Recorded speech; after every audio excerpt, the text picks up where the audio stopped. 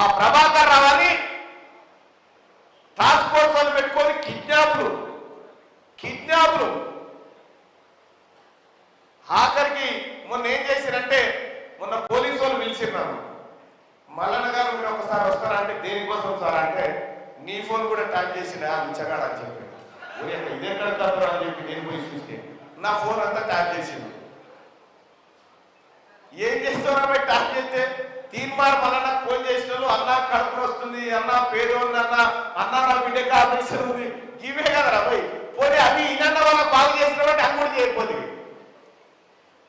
ఏ ఉన్నా చీకటి వ్యవహారాలే తప్ప కేటీ రామారావు పాప ముసలాయన మంచోడే ఉన్నాడు. ఆ కేసీఆర్ వీడొచ్చి జడగొట్టాడు. కేటీఆర్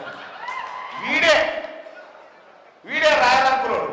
వీళ్ళు లేని తీట పనులు అవి చేసి ఆ ముసలాన్ని పోవడం ఏం లేకుండా చేసి పారేసి